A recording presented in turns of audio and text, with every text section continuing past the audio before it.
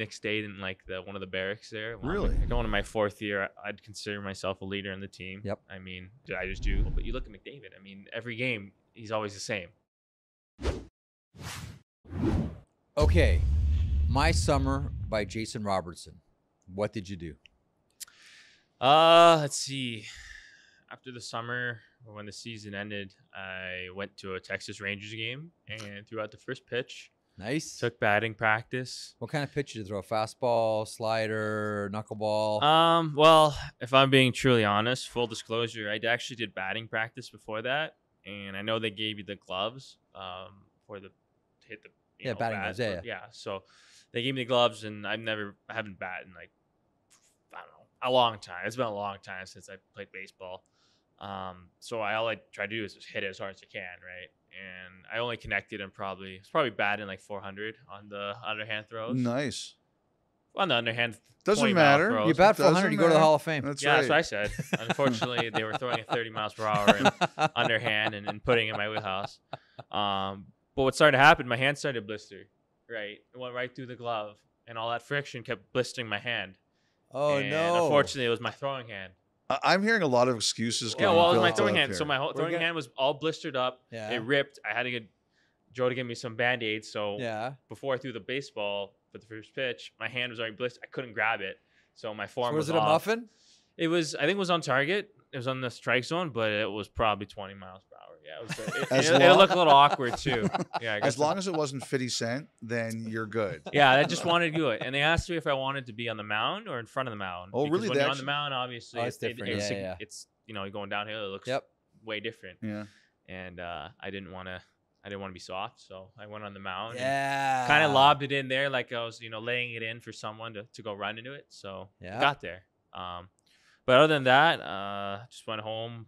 We went to Maui over the summer. Nice. Yeah, sad story. Yeah. It was only 3 weeks before it all happened. Yeah. We actually were in Lahaina a couple of times. Mhm. We ate there a couple of times. Yeah. It's terrible what happened, but Yeah. The famous fish restaurant?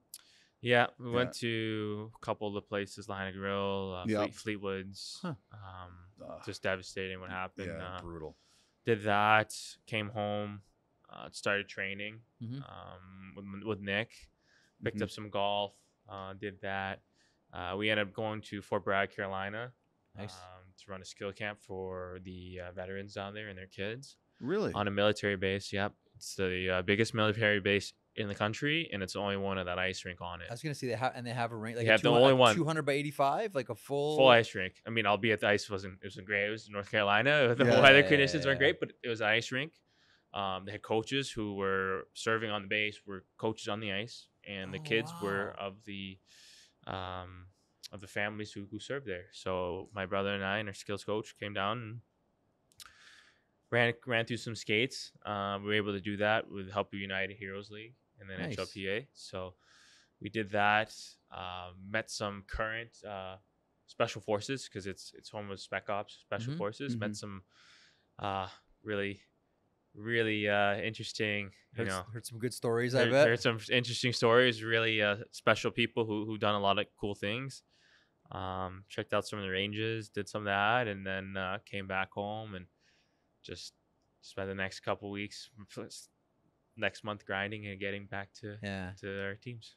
So how did you get set up with the Fort Bragg Yeah. situation? So when I was in the All-Star game in Fort Lauderdale, we met I don't know his last name, Shane. We met Shane, who is one of the heads of the United Heroes Hockey League. Mm-hmm. And I don't know if you know what that is. That kind of runs with military families and getting their kids into hockey. And I already have my foundation in Dallas called Zero Heroes, which I've pretty involved with some of the military families down there. And When we were in Dallas to visit, we saw you on the ice with all of them. Yes, so that was a part of it. That was another thing we did with the help of the United Heroes League. So we wanted to make it work to where we could do something on the ice. And Fort Bragg was now Fort Liberty is the only place with an ice rink.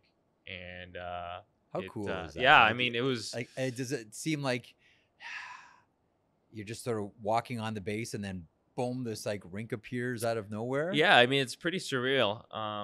First off, you don't understand the lifestyle they live to go down there.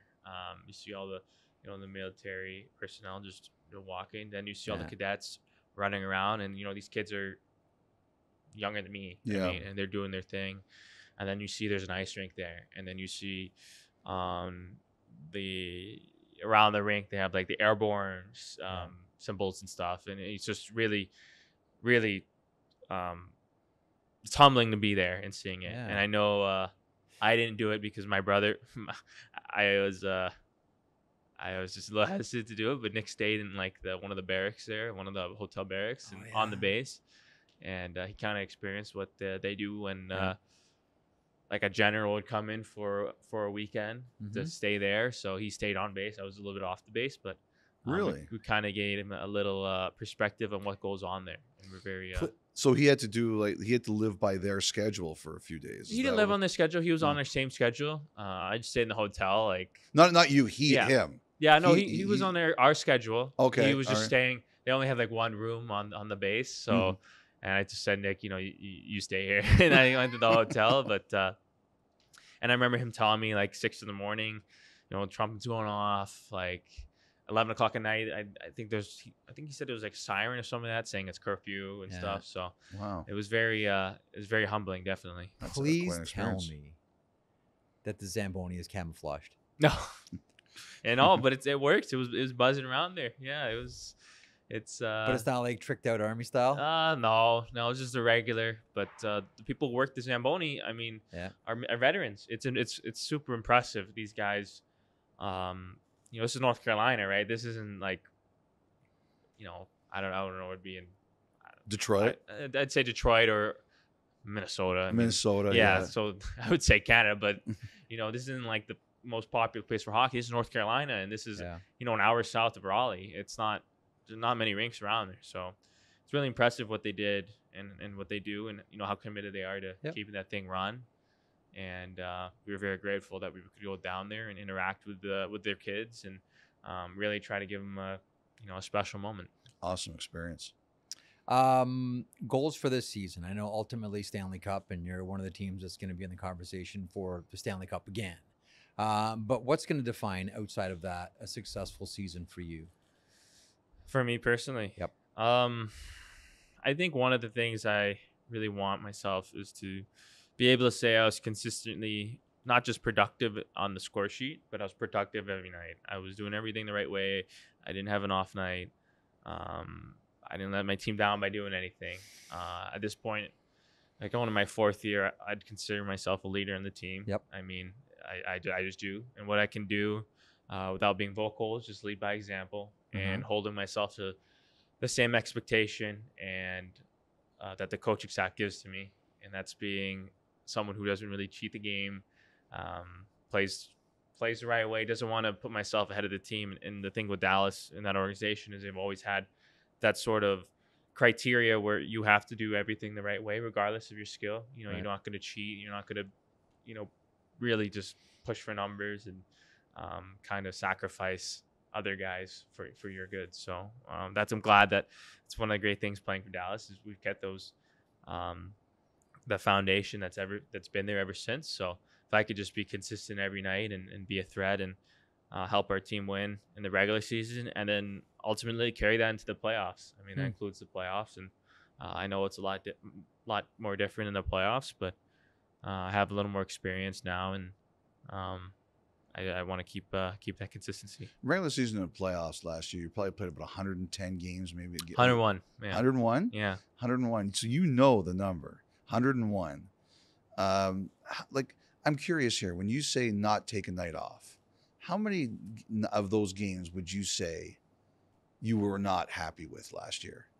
I can't go back and say specifically what games, but I know there were definitely some moments where some nights, and for whatever reason, I don't know if it's a confidence issue or some nights, I would drive the puck and take it hard in the net and just like feel great and just everything's going well. And there's some nights it's like, I don't think I can do it. I think someone's going to cut me off. And you just have you play that mental game with yourself. But when you're always playing consistent, you see guys like, and I know it's an easy example, but you look at McDavid. I mean, every game he's always the same. He's takes the game over.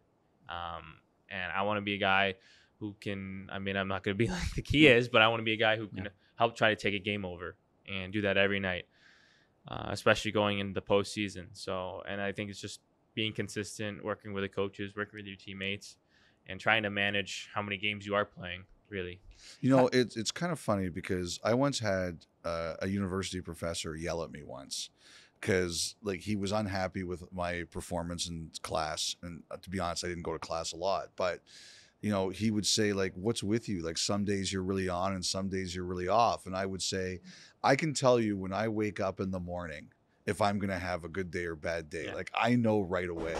And he yelled at me. He's like, "That's such a BS excuse, a cop out. If you wake up in the morning and you know it's not going to be your day, what are you doing to change that? Other than that, you're a waste." And I always kind of thought about that. And it's right. It's all between the ears. Like, what are you doing to change your mentality?